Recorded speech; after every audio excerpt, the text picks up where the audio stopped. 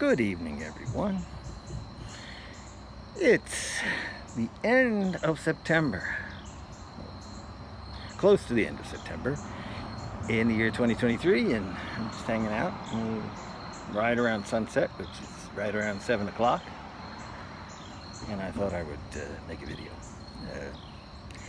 Usually around this time I come out, spend some time walking around and looking at the foliage and taking pictures and stuff like that. It's kind of my hour of making sure I get some exercise and stuff.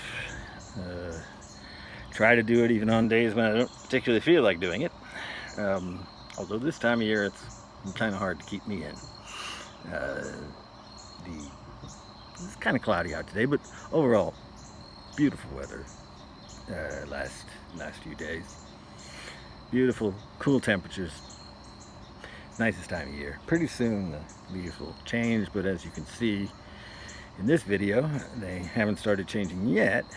But I do think we're probably through with the swimming and that kind of stuff, and hopefully with the air conditioner.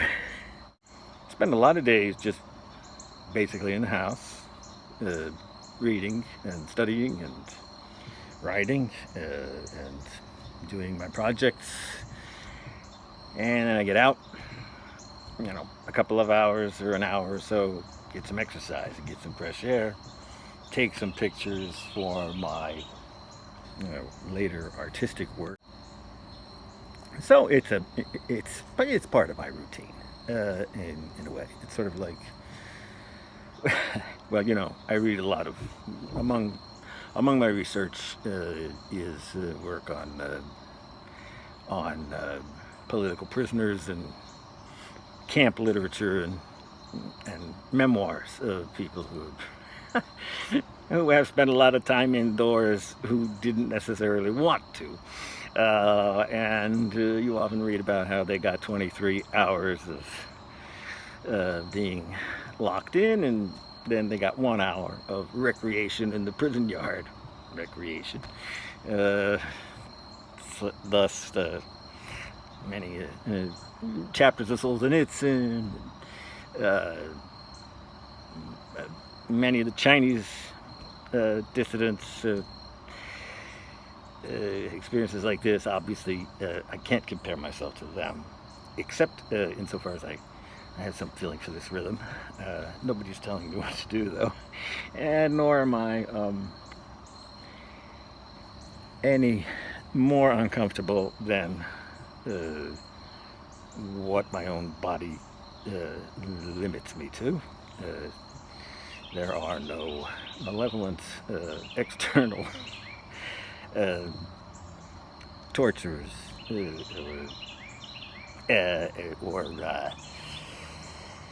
what's the word? Those guys. Interrogators. I don't have to do that. No interrogations, no political study, no, demands to conform myself to the latest party propaganda. Perhaps the prisons of the future will be, you'll have to sit and watch endless videos, interactive methods of making sure that you can conform your thinking, or at least your expression, to the party line if we ever get to that point in the future. Right now it seems like we're heading more towards anarchy and tribalism than we are towards some sort of mass dictatorship. I could be wrong. What do I know? One thing I've learned getting to the age of 60, I've learned that I don't really know a whole lot. I've seen a whole lot, I've experienced a whole lot, but I don't really know or understand a whole lot. I certainly don't know much about what the future holds, not in its particulars. Although I do know enough to know, thanks be to God, that someone is ultimately in charge of the future. Someone is ultimately Lord of history, and that therefore history is redeemed, and that even if things are difficult, they can be transformed through endurance in union with the one who is transforming all things by his entrance into our history and his suffering. Is changing from within, even as by his grace changing with our cooperation and making that which would otherwise be meaningless into something that is supremely meaningful. Suffering, opening up the possibility that suffering becomes love. The possibility of suffering being transformed into love is not something that the ancients really imagined. I mean, suffering was suffering. It's why there was a kind of sadness, a kind of sorrow in the ancient the experience of antiquity, East and West, a kind of tragedy, a kind of sense of tragedy, that life ultimately, at best, promised the possibility of a happiness for a few. Aristotle famously said that not many people have the material circumstances or the leisure required to cultivate lives of virtue. The Confucian classics kind of presuppose that a fully human life is going to be beyond the reach of most people, although there was an intuition of possible approximations or imperfect realizations of it. And Caesar was famous for saying, humanity was made for a few men. And I can assure you that Caesar was not meaning men to be inclusive of men and women. Those were the old days. What happened? Jesus Christ made it possible to live the greatest calamities in union with him by just staying with him.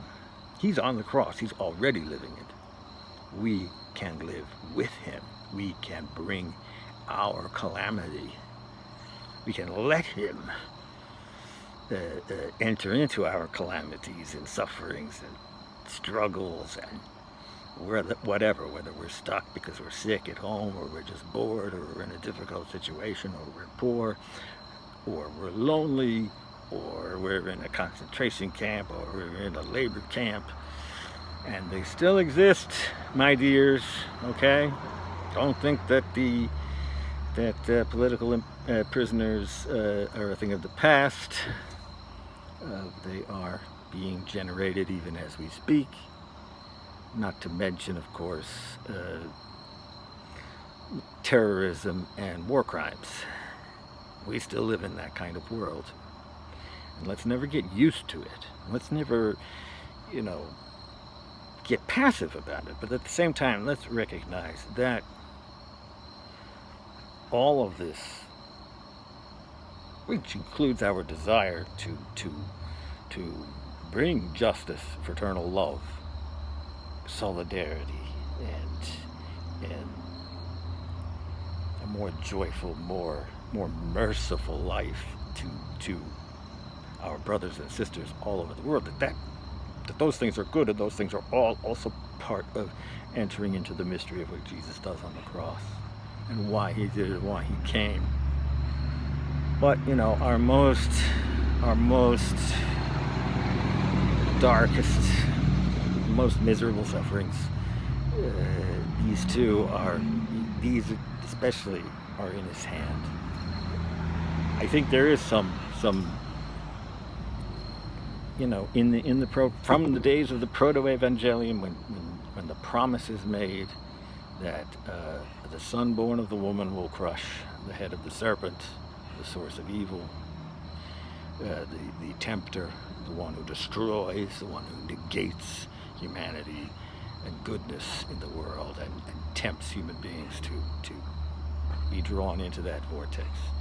From that initial promise, there was the dim hope that sparked throughout human ages, that gave a light to the great sages. I was reading Mencius the other day, and he was talking about how for the truly virtuous man,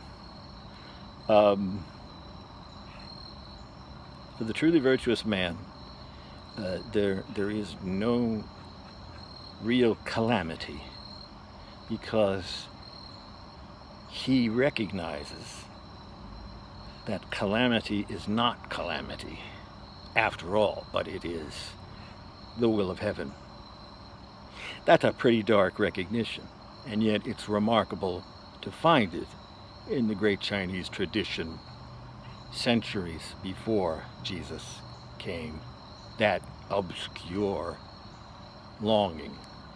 There's no real understanding of how, perhaps, nor is there a clear sense that calamity would not simply be the will of heaven, but would actually be something that could be transformed into love, that could be constructive, that could be offered, that could be given, that could convert, that could change, that could participate in the salvation of the world and in the transformation of people's lives. That's something that only becomes possible because the one who is the center of history, the Lord of history, the one who made us, heaven, the Lord of heaven, took flesh and brought his resurrecting and redeeming power into the heart of the world and made it accessible to us and asked us, begs us still from the cross, to follow him and to share with him in a heart of love and desire to see his kingdom.